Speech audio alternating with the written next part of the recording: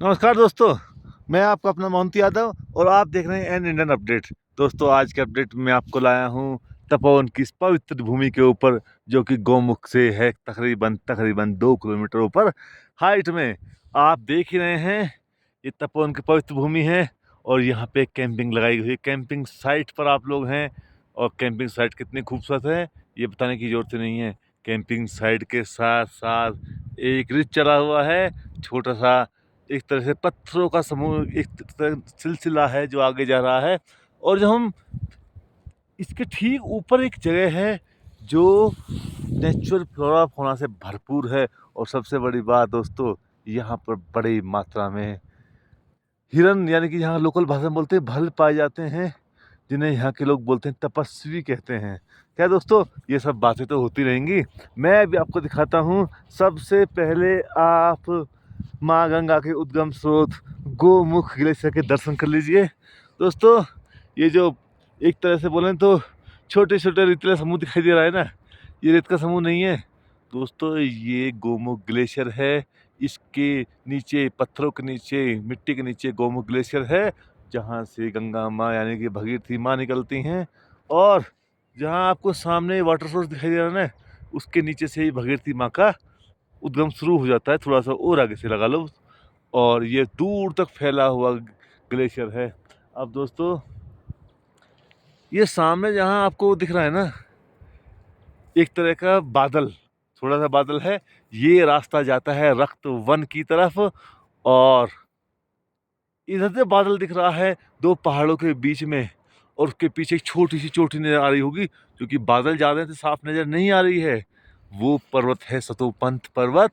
और ये जो 3 चोटियाँ आपको दिख रही हैं ना, ये चोटियाँ हैं भगीरथी 1, भगीरथी 2 और भगीरथी 3। यहीं से माँ भगीरथी का उद्गम यानी कि माँ गंगा का उद्गम माना जाता है। और जब हम सामने की तरफ जाते हैं ना ग्लेशियर के साथ साथ, तो लास्ट में आपको एक थोड़ा सा एक बर्फीला पर्वत दिख रहा होगा। उस पर्वत का नाम है केदार पर्वत। और केदार पर्वत के बराबर में आते हैं भोले शंकर विराजमान हैं मित्रों, माउंट शिवलिंग। माउंट शिवलिंग के दर्शन करके आप भी अपने आप को, सच बोलें तो, भाग्यशाली महसूस कर सकते हैं, प्रणाम कर सकते हैं। और माउंट शिवलिंग के बराबर में है मेरू पर्वत।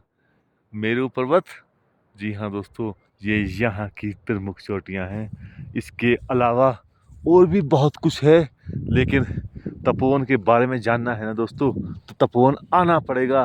तपोवन आए बगैर यहाँ की आध्यात्मिक वाइब्स को आप महसूस ही नहीं कर सकते। वो सामने एक छोटा सा नीले से रंग का स्ट्रक्चर दिख रहा है ना, वो एक बाबा रहते हैं, साधु बाबा महात्मा जी, उनका निवास स्थान है। और सामने आपको एक फ्लैग दिख रहा है, या दूर हो जाता है। अब अब देखिए, सामने आपको एक स्थान दिख रहा है। इस स्थान के ऊपर मित्रों शिवलिंग की स्थापना की गई है और वहाँ एक छोटा सा मंदिर है। लेकिन जो आध्यात्म की वाइब्स है ना मित्रों, वो तपोवन आकर ही आप महसूस कर सकते हैं। तपोवन के बगैर उन वाइब्स को महसूस नहीं किया सकता। और इधर की तरफ रास्ता जा रहा है, बादलों के साथ साथ जो रास्ता जा रहा है ना, ये दोस्तों वो रास्ता है जो जाता है गौमुख से भोजबास होते हुए गंगोत्री की तरफ, जो हमारे आने का रास्ता था। अब सुबह के समय कैंपिंग साइट को क्लोज करते हुए उधर दूसरे कैंप में भी हलचल होने लगी है।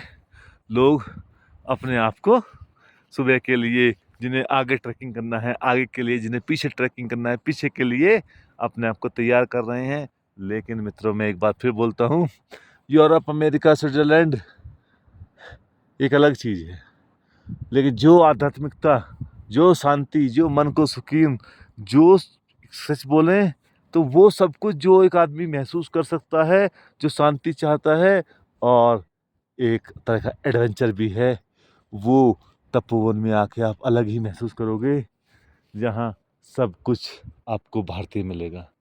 बहुत अच्छी जगह है। अगर आप आओगे तो मेरे को ख्याल से कहीं और जाने की ज़रूरत महसूस नहीं करोगे। आप लंबे समय तक यहाँ की गाथाएं सुनाते रहोगे। खैर दोस्तों, ऐसी वीडियो मैं आपके लिए और लाता रहूँगा। आप मेरे चैनल के साथ जुड़ें, लाइक सब्सक्राइब जरूर करें। नमस्कार मित्रों।